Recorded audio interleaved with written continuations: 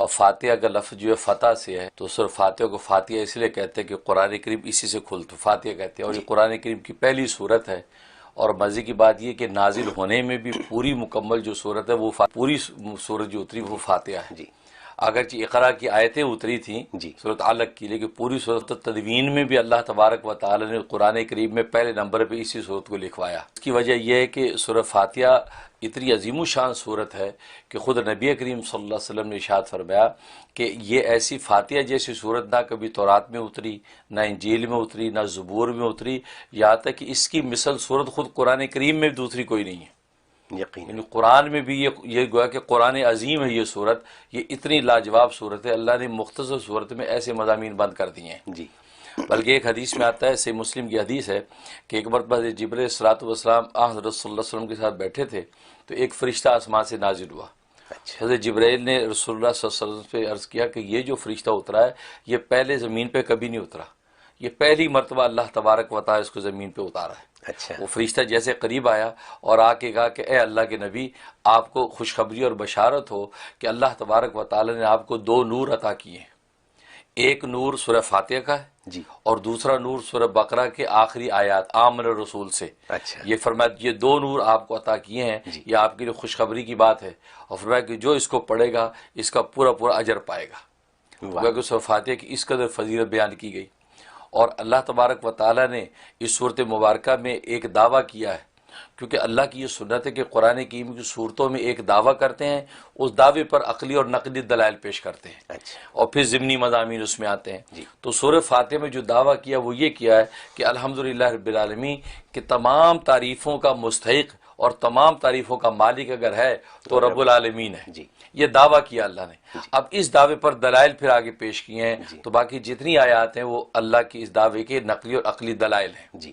اور اس میں اللہ تبارک و تعالی نے بندے کو مانگنے کا طریقہ بتایا کہ مانگنا کیسے ہے، کیونکہ بندہ جو اصل میں فزیکلی یا انٹینشنلی ایک مانگتا ہے، یہ اس لیے پیدا ہوتی ہے، آپ نے دیکھا روتا ہے، یہ رونا اصل میں یہ مانگنے کے لیے ہے، کہ کبھی بھی کوئی مانگنے والا ہنستا ہوا نہیں مانگتا، بڑا بھی اگر مانگتا منہ رونے والا بنا کے آپ سے مانگتا اللہ کے نام پہ دے دو، تو رونا یہ مانگنے کی ایک گویا کہ ایک عنوان ہوتی ہے۔ تو اللہ نے بندے کو مانگتا پیدا کیا ہے اور دنیا میں بتا دیا کہ مانگنے کا طریقہ مجھ سے سیکھو، تمہیں مانگنا کیسے ہے۔ سورہ فاتحہ مانگنے کا طریقہ بتایا اور وہ چیز بتائی کہ جو مانگنے کی چیز ہے، کہ ہر چیز پہ نہ ریچھتے رہو کہ یہ بھی مانگ لو، وہ نہیں، مانگنے کی چیز ہے وہ میں بتائی ہے۔ تو اللہ نے وہ مانگنے کی چیز صورت میں بتائی، اور وہ ہدایت ہے، یعنی اللہ تبارک و تعالیٰ کی پہچان، کہ یہ مرزوق اپنے راضی کو پہچان لے، یہ مملوک اپنے مالک کو جان لے، یہ جو ہے نا یہ ہدایت بندہ مانگے۔ تو مانگنے کی چیز گویا کہ ہدایت ہے۔ اور پھر دنیا میں چونکہ انسان جو ہے یہ سوشل اینیمل ہے، یہ مل جل کے رہتا ہے لوگوں میں، تو اللہ نے یہ بتا دیا کہ کون لوگ ہیں جن کے ساتھ مل جل کے رہنا چاہیے تمہیں، اور کون لوگ ہیں جس سے اوائڈ کر کے رہنا چاہیے، تب تم کامیاب رہوگے۔ یہ وہ خلاصہ اس صورت کا کہ جس میں اللہ تبارک و تعالیٰ نے یہ ساری حقیقت بیان کر دی۔ اور جہاں تک اس کے فوائد کا تعلق ہے تو خود حدیث میں آتا ہے، صحیح مسلم کی حدیث ہے کہ یہ صورت کا نام سورۃ شفا ہے۔ اس میں اللہ تبارک و تعالی جسمانی اور مادی شفا رکھی ہے، چنانچہ صحابہ اکرام سر کے درد کے لیے، بخار کے لیے، سانپ بچھو کے کاٹنے کے موقع پر یہ تمام چیزوں کے لیے اس سورہ فاتحہ کو استعمال فرماتے تھے۔ اور خود نبی کریم صلی اللہ علیہ وسلم نے فرمایا کہ سورہ فاتحہ جھاڑ ہے، اگر کسی کے سر میں درد بخار ہے تو سورہ فاتحہ کو استعمال کرے۔ تو اس پر جو علماء نے پھر بہت سے اس کے تجربات کرنے کے بعد اس کے فوائد بیان کیے، ان میں سے ایک فائدہ یہ ہے کہ سورہ فاتحہ اگر کسی شخص کو کوئی بیماری ہے اور یا وہ ہمیشہ بیماریوں سے بچنا چاہتا ہے اور ہر طرح کی مشکلات سے بچنا چاہتا ہے تو فجر کی سنت اور فرضوں کے درمیان یہ 41 مرتبہ سورہ فاتحہ پڑھا کرے۔ فجر کی سنت پڑھنے کے بعد اب 41 مرتبہ سورہ فاتحہ پڑھے، پھر فرضوں کے لیے کھڑا ہو جائے۔ تو فرمایا یہ اگر کوئی زندگی کا معمول بنا لے تو دنیا کے سارے خزانے خدا اس کو دے گا، یعنی جسمانی صحت بھی دے گا اور اس کو روحانی مراتب بھی دے گا، اور کبھی کسی قسم کی کوئی پریشانی اس کو لاحق نہیں ہوگی۔ یہ ایسا عجیب نسخہ ہے یہ سورہ فرض کے درمیان 41 مرتبہ سورہ فاتحہ کا۔ بس اس میں ایک چھوٹی سی تدبیر یہ ہے کہ جب بسم اللہ کو ساتھ ملائے گا تو یوں پڑھے گا بسم اللہ الرحمن الرحیم مل حمدللہ رب العالمین، مل حمدللہ، رحیم کی میم کو الحمد کے نام سے ملانا ہے، تو 41 دفعہ پڑھنا ہے فجر اور سنت کے درمیان، ہر طرح کا کمال۔ اور اس کے لیے ایک اور عجیب بات بتاؤں کہ آٹزم کا بڑا مرض ہے آج کل، بچوں کا 2-3 سال میں ہو جاتا ہے، جاتا ہے. یہ 41 مرتبہ فرض اور سنت درمیان کا یہ نسخہ اتنا مجرب ہے کہ اگر کوئی شخص 41 مرتبہ پڑھ کے اپنے اس بچے میں دم کرتا رہے اور اس کو پانی پلاتا رہے تو اس کا آٹزم ختم ہو جائے گا. یہ عجیب، کیونکہ نبی پاک نے خود فرمایا ہے کہ دماغ کے جنون اور سرا کے لیے جو ہے نا یہ صورت بڑی مجرب ہے. تو لہٰذا یہ جو دماغ کا جنون ہی ہوتا ہے، آٹزم ہو جاتا ہے اور انسان کو ایک خاص دیوانگی پاگل پن سا پیدا ہو جاتا ہے، تو اس پہ عمل کرنا چاہیے، یہ مرض ختم ہو جائے گا. یعنی آپ نے قرآن کے ذریعے ایک دم پہلی صورت میں ہی شفا کی بات بتا دی. اور یہ آٹزم جو ہے یہ بیماری ہے، بچوں کو پیدائشی بیماری بھی ہوتی ہے. تو اگر آٹزم کے جو والدین ہیں جن بچوں کے، تو وہ ان کے والدین پڑھ سکتے ہیں. بالکل، والدین پڑھ کے اس کے دونوں کانوں میں زور زور سے 2 پھونکے 3 پھونکے ماریں، پانی دم کر کے پلا دیں. بوتل میں دم کر لیں تو سارا دن اسی پانی میں اس کو پلاتے رہیں. تو یہ لکھا تو یہ ہے کہ 41 ڈیز میں آپ تبدیلی دیکھیں گے کہ اس بچے کے اندر جو ہے وہ طبیعت اس کی بحال ہو گئی. یہ ایک فائدہ. دوسرا یہ کہ اگر کوئی شخص چاہتا ہے کہ مالی طور پہ میں خوشحال رہوں اور کبھی کسی پیسے کا محتاج نہ ہوں، تو اس کے لیے لکھا ہے کہ اسلامی مہینہ جیسے شروع ہو اس کے بعد پہلا سیٹرڈے جب آئے، ہفتہ آئے، تو فجر کے بعد جو ہے 70 مرتبہ سورہ فاتحہ پڑھے. 70 مرتبہ، اول آخر 11 مرتبہ درود شریف. تو ہفتے کو 70 مرتبہ پڑھے، پھر 10 کم کرتا جائے. اتوار کو 60 مرتبہ پڑھے، اچھا، اور اس کے بعد پیر کو 50 مرتبہ پڑھے، اور منگل کو جو ہے وہ 40 مرتبہ پڑھے. اس طرح جو ہے وہ بدھ کو جو ہے وہ 30 مرتبہ پڑھے. پھر اس کے بعد جمعرات کو جو ہے وہ 20 مرتبہ پڑھے، جمعے کو پھر 10 مرتبہ پڑھے. تو یہ کر کے پھر دوبارہ ہفتے سے پھر اسی طرح 70. تو یہ اسی طرح یہ روٹیٹ کرتا رہے. تو یہ ہمیشہ اگر زندگی میں پڑھتا رہے گا، اللہ ہمیشہ مال و دولت کی فراوانی رکھیں گے اور کبھی محتاج نہیں ہوگا. اور یہ کب پڑھنا ہے؟ یہ جو ہے اسلامی مہینہ جب شروع ہوتا ہے چاند کا، اس کے پہلے سیٹرڈے سے سٹارٹ کر دیں. اور وقت اس کے لیے کوئی خاص؟ فجر کا وقت، فجر کی نماز فارغ ہو کے یہ 70 ٹائم پہ پڑھ لیں. 70 60 50 یوں کرتا جائے، پھر دوبارہ پھر 70 پہ آ جائے. یہ ایسا عجیب راز ہے اس کے اندر جو ہے، جن لوگوں نے اس کا اہتمام کیا ہے وہ بغرے بجاتے ہیں زندگی کی. وہ خوشیاں روحانی خدا نے مرتبے بھی دیے اور مال و دولت کی کمی نہیں چھوڑی. ایسا نسخہ ہے. یہی فوائد ہیں، قرآن کے فوائد ہیں جن سے ہم ناواقف ہیں. ہم قرآن پڑھنا جانتے ہیں، عربی میں قرآن پڑھ لیتے ہیں، یہ صورتیں جو ہیں یہ پڑھتے ہیں، نماز میں ہر روز پڑھتے ہیں، لیکن ان کے فوائد اور ان کی اصلیت سے واقف پتہ نہیں ہے کہ جو ہم اس پروگرام کے ذریعے کر رہے ہیں. یوٹیوب پہ کسی نے یہ بھی ایک سوال یہی بھیج دیا کہ جی ان کی میموری کا پرابلم ہے، ان کی یادداشت کمزور ہے، ان کے مسائل ہیں، مالی مسائل ہیں وغیرہ وغیرہ. تو آپ نے ابھی فرمایا کہ بالکل، بلکہ میموری پر یاد ہے، میموری کے لیے زبردست یہ صورت کہ اثر کے بعد جو ہے وہ 41 ٹائم یہی سورہ فاتحہ اول آخر 11 مرتبہ درود کے ساتھ پڑھ کے اپنے سینے پہ دم کر لے. ہو سکے تھوڑا پانی پی لے تو میموری ایسی ہو جائے گی کہ لاجواب. اور یہ 71 ڈیز یہ عمل کر لے تو حافظے کے لیے سورت کے اندر کمال تاثیر موجود. پہلی ربیع الاول سے لے کے 12 ربیع الاول تک ٹی وی کے اوپر لائیو کاؤنٹر جو لگا دیتے ہیں جس میں آپ دروشی پڑھ کے اس پہ کاؤنٹ کرتے رہتے ہیں. اور ہم نے کہا تھا کہ ہم نے 2 کروڑ کرنا ہے، تو ماشاءاللہ کتنا ہوا تھا؟ 30 ملین. پوری دنیا سے لوگوں نے وہ کاؤنٹر میں ڈالا. یہ کاؤنٹر بھی انشاءاللہ اس دفعہ بھی ربیع الاول سے بلکہ 2-3 دن پہلے شروع ہو جائے گا. اس کے اوپر جو ہے لاسٹ ٹائم جو 30 ملین جو ہے ماشاءاللہ صلاۃ والسلام پہنچا ہے اس رحم ٹی وی کے ذریعے سے. پھر آپ اندازہ کر سکتے ہیں رسول اللہ صلی اللہ علیہ وسلم کی توجہ کیسے نصیب ہوگی اور آپ کیسی محبت سے بھی ہم سب کو دیکھتے ہوں گے، اس کا تصور ہی کافی ہے. اس لیے جو ہے نا یہ ربیع الاول کا مہینہ. اور اس دفعہ ہم نے جو ہے فزیکلی بھی لوگوں کو دعوت دی ہے کہ ہمارے پاس آ کے بیٹھے. دنیا بھر سے جو بھی آ سکتا ہے وہاں مسجد دارالتزکیہ یونین ڈے نیو یارک کے اندر آ جائے. اور یہاں جیسے حضور وار کے اعتکاف کے لیے جمع ہوئے ہیں ایسے یہ اعتکاف وفا و عشق اس کے لیے جمع ہوں گے. بس بات وہی ہے کہ محمد سے وفا تو نے تو ہم تیرے ہیں، یہ جہاں چیز ہے کیا لوح قلم تیرے ہیں. تو بس اپنی وفا کا اظہار کرنا آپ کا کام ہے، اور رسول اللہ صلی اللہ علیہ وسلم کی طرف سے جو وہ رحمت اور فضل کے دروازے کھول جانا ان کا کام ہے. کیونکہ نبی پاک فرماتے ہیں کہ انا قاسم اللہ موتی، میں تقسیم کرنے والا ہوں، عطا کرنے والا اللہ ہے. تو بس آپ عشق و وفا دکھا کے یہاں پہنچیں گے اپنے دنیاوی مشاغل دائیں بائیں کر کے، اور کیونکہ لوگ کہتے ہیں جی جاب کا مسئلہ ہے، عجیب یہ پریشانی ہے، وہ مصیبت ہے، نو، یہ سب ایک جھٹکے سے ختم ہو جانے والی چیزیں ہیں، اور پھر مرنے کے بعد بھی رسول اللہ ہی کام آنے ہیں۔ لہذا یہ کام وام جاب آپ سب آپ سائڈ پہ کر دیں۔ ہاں یہ لوگوں کو بڑا ہوتا ہے جاب کا، ویسے بھی تو بیمار ہو گئے تو جاب کہاں گئی، سیک لیو مل جاتی ہے نا، تنخواہ کے بغیر بھی چھٹی لے لیتے آپ اپنے تقاضوں کے لیے، لیکن تقاضا عشق و محبت اگر ہو کہ جو رسول اللہ صلی اللہ علیہ وسلم کے لیے ہم نے بیٹھنا ہے اللہ کے گھر میں اور لاکھوں صلاۃ والسلام پڑھ کے وہاں بھیجنا ہے، پھر عشق و مستی کی جو مجلسیں ہماری ہوں گی جو رسول اللہ صلی اللہ علیہ وسلم کے حوالے سے گفتگو کیا کریں گے تو وہ بھی سننے والی چیزیں ہیں، تاکہ بس یہ 3 دن ہم اسی عشق و مستی میں لگا دیں، اس کے لیے اپنے آپ کو فارغ کریں۔ اس لیے مہینہ پہلے میں نے اعلان کر دیا ہے، اور یہ پھس مومن بن کے بہانے بازیاں نہ کریں، اجی میری یہ ذمہ داری ہے، یہ جاب کا مسئلہ ہے، اجی فلاں کی کفالت کرنی ہے، اجی گھر میں یوں ہوتا ہے وہ ہوتا ہے، یہ سب پھس مومن۔ اللہ کو کچے مومن چاہیے، سچے عاشق چاہیے۔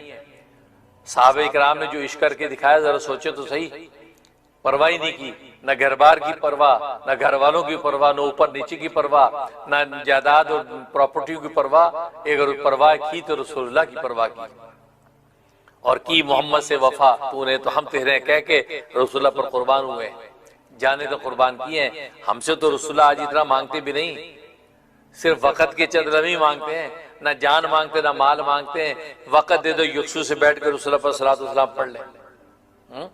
اس لیے ذرا گھر سے نکلے بھائی، ہمت کریں، اس لیے یہ خاص اعتکاف ہے، اس لیے اس کی تاریخ بڑی اچھی تاریخ ہے، اور اس میں موسٹلی ویکینڈ ہی آ رہا ہے، یعنی بدھ کی مغرب سے لے کے یا ہفتے کی مغرب تک یہ آپ کا اعتکاف ہے 3 دن کا، اور اس کے اندر جو صلاۃ والسلام ہم نے پڑھنا ہے، اور محفل مجلس انشاءاللہ سجائیں گے، نعت خوانیاں ہوں گی، تو آپ یہ 3 دن ذرا رسول اللہ کی سرشاری میں لگائیں، پھر دیکھیں زندگی بھر کا بیڑا پار ہو گیا۔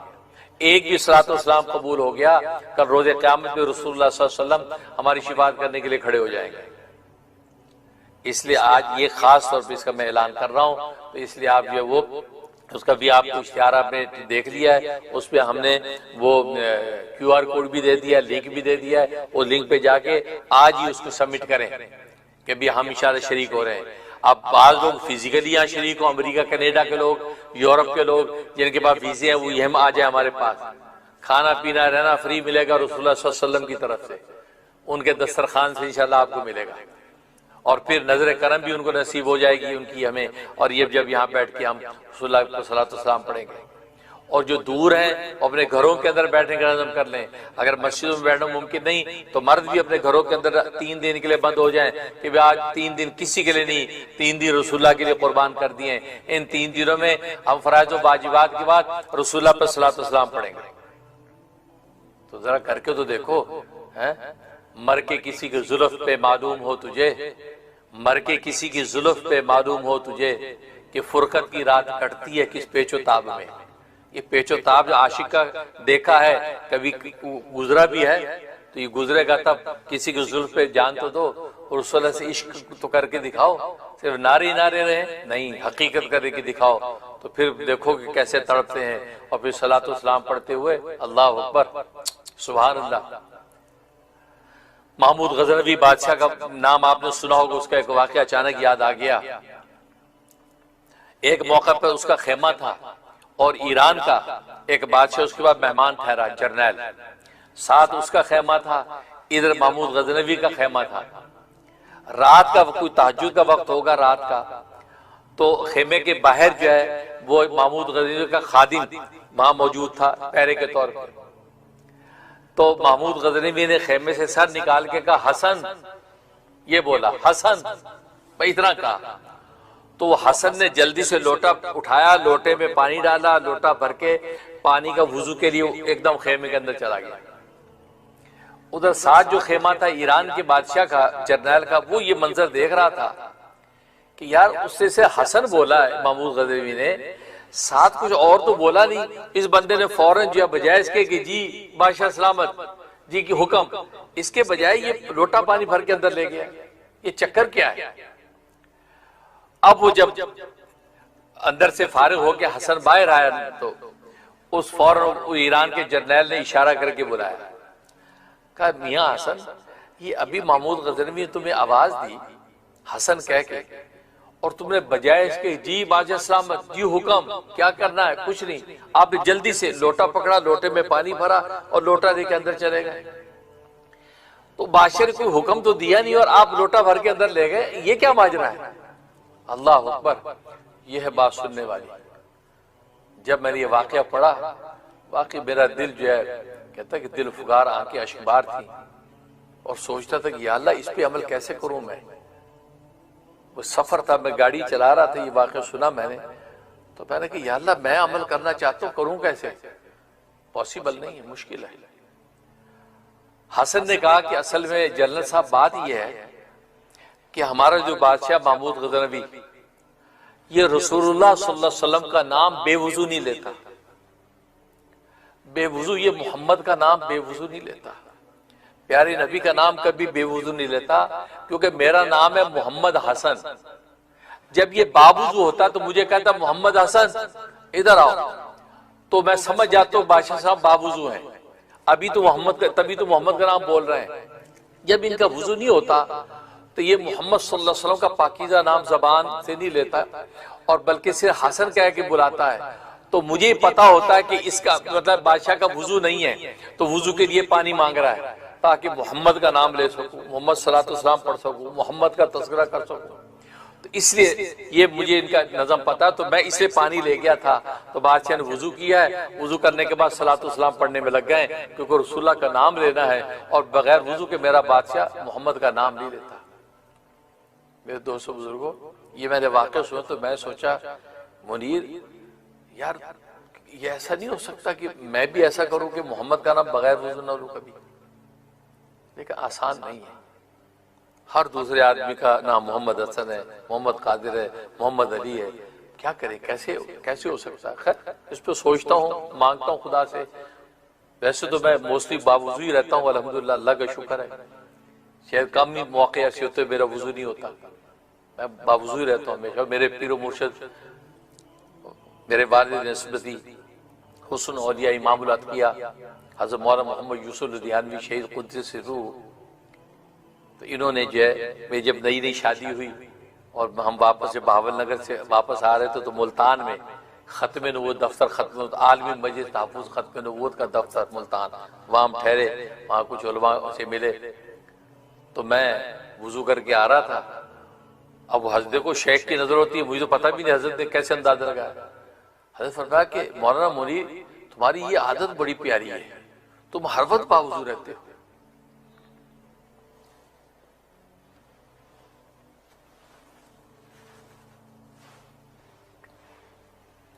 تمہاری عادت بڑی پیاری، تم ہر وقت باوضو رہتے ہو۔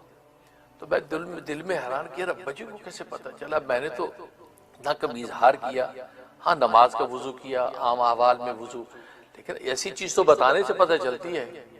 لیکن شیخ کہتا ہے، اب شیخ لدھیانوی صاحب کہتا ہے شیخ کامل، شیخ کامل و شیخ کامل، ایسا شیخ کامل ملتا ہے جن کے بارے میں مفتی اعظم جامعۃ العلوم الاسلامیہ علامہ بنوری ٹاؤن کراچی پاکستان کہ ہمارے تخصص کے استاد مشرف جو بنوری ٹاؤن کے مفتی اعظم ہیں، رئیس الافتاء ہیں، مولانا مفتی نظام الدین شامزئی، مولانا مفتی نظام الدین شامزئی رحم اللہ تعالی۔ جب میری شادی ہوئی ہے لوگ اساتذہ مبارکیں دے رہے ہیں، تو مفتی نظام الدین صاحب نے مجھے جب مبارک دی کہ ختم بخاری کے موقع پہ میرا نکاح ہوا تھا اور حضرت جو ہیں شہید سے یہ نسبت میری قائم ہوئی، تو مبارک دیتے ہی مصافحہ کرتی مجھے کیا فرمایا، میرے ہاتھ یوں پکڑے ہوئے اور مجھے دیکھا اور یہ شعر فرمایا، ہزاروں سال نرگس اپنی بے نوری پہ روتی ہے، ہزاروں سال نرگس اپنی بے نوری پہ روتی ہے، بڑی مشکل سے ہوتا ہے چمن میں دیدہ پر پیدا۔ فرمایا کہ مولانا محمد یوسف لدھیانوی دامت برکاتہم العالیہ اسی شعر کے مصداق ہیں، مولانا منیر صاحب یہ شعر کا مصداق ہے۔ بس تمہیں اللہ تبارک و تعالی نے یہ شرف عطا فرمایا، ایسی شخصیت کے ساتھ آپ کو یہ نسبت عطا فرمائی ہے کہ جو ہزاروں سال نرگس اپنی بے نوری پہ روتی ہے کہ شعر کے مصداق ہیں۔ دل سے مبارکباد دیتا ہوں، اللہ تبارک و تعالیٰ آپ کو ان کے فیوز و برکات سے مالا مال کرے۔ یہ مفتی نظام الدین شاہ مرزائی رحمۃ اللہ نے مجھے یوں مبارک دی، یہ وہ مفتی مولانا یوسف دیانوی کی شخصیت ہے۔ تو انہوں نے چند دن کے اندر اندازہ لگا لیا، حالانکہ وہ بھاول نگر تشریف لائے تھے اپنی صاحبزادی کو لینے کے لیے، یعنی میری اہلیہ، تو ساتھ میں بھی تھا، تو ہم وہاں بھاول نگر سے ملتان پہنچے ہیں، بھاول نگر میں 2 دن رہے وہ، اور یہاں ملتان میں 2 دن رہے۔ تو اسی دوران میں حضرت اور میری عادت طالب علمی سے، میری عادت یہ تھی، طالب علمی سے ہی یہ عادت چلی آ رہی تھی اور آج تک بھی چلی رہتی ہے کہ فجور کے وضو سے عشاء کی نماز پڑھا کرتا تھا، طالب علمی سے ہی عادت تھی میری۔ تو خیر، تو میں سوچ رہا تھا کہ یا اللہ وضو سے رہنے کا تو اکثر میرا معمول ہے، لیکن محمود غزنوی نے تو کمال کر دیا کہ انسانوں کو بھی نام لیتے ہیں محمد حسن، حالانکہ محمد رسول اللہ صلی اللہ علیہ وسلم کا نام ہے، لیکن ابھی تو اس حسن کا، اس شخص کا نام ہے، اس سے اس یہ محبت میں اپنا نام محمد حسن رکھا ہے، لیکن وہ نام بھی بے وضو نہیں لے رہے۔ اس کو کہتے عاشق، عاشق بنو عاشق، اور رسول اللہ کے عشق میں جو پڑ گیا، اس عشق کی راہیں طے کر لی، اس کو سب مل گیا، پھر پرواہ نہیں ہے۔ تبھی تو فرمایا نا کہ جس نے صلاۃ والسلام پلے باندھ لیا اس کو پھر کچھ اور نہیں چاہیے، اس کو دنیا کی حاجتیں بھی اللہ پوری کرے گا اور آخرت کی مغفرت بھی دے گا، سب کچھ مل جائے گا۔ تو یہ وہ اعتکاف ہے بھائی، اعتکاف وفا و عشق۔ تو یہ پہلی مرتبہ ہم یہاں پہ اس کا نظم فزیکلی کر رہے ہیں، لہذا آپ حضرات جو ہے اپنے تقاضے دائیں بائیں رکھ کے عاشق بن گئے، پھسپھسے نہ بنو، دلیر مومن بن کے قدم اٹھاؤ اور پہنچو یہاں پر جو ہے وہ 3 دن کا ہوگا اعتکاف انشاءاللہ، صلاۃ والسلام پڑھیں گے، اللہ سے مانگوں گا کہ اللہ میں ان کو کیا دوں، کیا سکھاؤں، ابھی اللہ سے مانگوں گا، وقت ہے، رسول اللہ کی توجہ مانگوں گا، کیا کیا مجھے وہ القاء کرتے ہیں، سمجھاتے ہیں، انشاءاللہ اس کے مطابق آپ کو دوں گا۔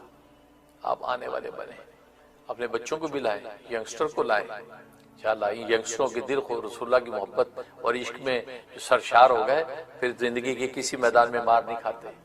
عشق محمد تو چیز ہی ایسی ہے بھائی، اس لیے جو ہے آپ حضرات اس کے نوٹ کر لیں اور جوگ در جوگ پہنچیں، بس اسی کا اعلان کرنا مقصود ہے۔ بس ظاہر ہے کہ بعد ہی عشق و مستی کی ہے تو فضا بدل جاتی ہے۔ قوت عشق سے ہر پست کو بالا کر دے، قوت عشق سے ہر پست کو بالا کر دے، دہر میں اسم محمد سے اجالا کر دے۔ تو بس یہ نام جو رکھا ہے اعتکاف وفا و عشق، اصل میں وفا اور عشق یہ 2 لفظ ہیں، ان 2 جو شعر ہیں اقبال مرحوم کے، تو بس ان شعروں کی طرف اشارہ کیا میں نے، اور جو فلائر کے اوپر جا ایک شعر آپ نے دیکھ بھی لیا ہے۔ تو بات وہی ہے کہ اس عشق مستی کی مجلس میں آپ آئیں اور ہم انشاءاللہ آپ کا انتظار کریں گے، اور مستورات جو اپنے گھروں کے اندر جو ہے اسے پڑھیں، دنیا میں جو لوگ جہاں جہاں اپنے اپنے مقام پہ پڑھیں، اب اس میں کیا کچھ ہوگا وہ پورا سکیجول ایجنڈا انشاءاللہ میں دوں گا نیکسٹ میں دوں گا، کس وقت کیا کیا کرنا ہے وہ پورا انشاءاللہ آپ کو ملے گا۔ ابھی تو پھر اس میں نام لکھوانے والے بنے، نام لکھوا، پہلا کام تو نام کا ہے، کام کا نمبر بعد میں آئے گا۔ اللہ تبارک و تعالیٰ آپ کو قبول فرمائے، آمین یا رب العالمین۔ جو کچھ وہ اپنے اندر کے بارے میں جانتا ہے، یعنی اندر تو جانتے ہیں نا حال کیا ہے، یعنی من التقصیر فإن اللہ قد اجاب دعاء الشر خلقہ وہو ابلیس حین قال رب انذرنی الی یوم یبعثون۔ فرماتے ہیں اللہ تعالیٰ نے مخلوق میں سب سے جو شریر شیطان تھا، جب اس نے اللہ کے سامنے دعا مانگی تھی رب انذرنی الی یوم یبعثون، اللہ نے اس کی دعا کو بھی قبول فرما لیا تھا۔ اس کا مطلب ہے کہ کوئی کتنا خطا کار کیوں نہ ہو، کتنا گناہ گار کیوں نہ ہو، وہ بھی اگر اللہ سے اخلاص سے دل کے ساتھ دعا مانگے گا، لا تسألن بنی آدم حاجتا، کہ بنی آدم سے تم اپنی حاجتیں مت مانگو، واسأل الذی ابوابہ لا تحجب، اس ذات سے مانگو کہ جس کے دروازے بند نہیں ہوتے، کوئی پہرے دار نہیں ہوتا۔ اللہ یغضب ان ترکت سوالہ، اللہ ناراض ہوتے ہیں اگر تم اس سے مانگنا چھوڑ دو۔ وَإِذَا سَأَلْتَ بَنِيَّ آدَمَ يَغْضَبُ، اور بنی آدم جب تم اس سے مانگو تو وہ مانگنے سے ناراض ہوتا ہے۔ اس لیے اللہ رب العزت ہی سے ہمیں دعائیں مانگنی چاہیے۔ اللہ اکبر کبیرہ۔ چنانچہ دعا مانگتے ہوئے یکسوئی کے ساتھ دعا مانگے، اس لیے کہ اگر یکسوئی نہیں ہوگی تو پھر دعا قبولیت کے مقام تک نہیں پہنچے گی۔ ایک بڑی عجیب بات ہے، توجہ سے سنیے۔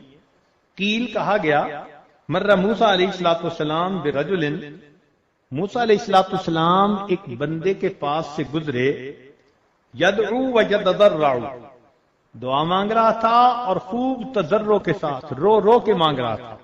فقال موسیٰ علیہ السلام، موسیٰ علیہ السلام نے کہا الہی لو کانت حاجتہ بیدی فقضیتها، اگر اس کی حاجت میرے ہاتھ میں ہوتی تو میں پوری کر دیتا۔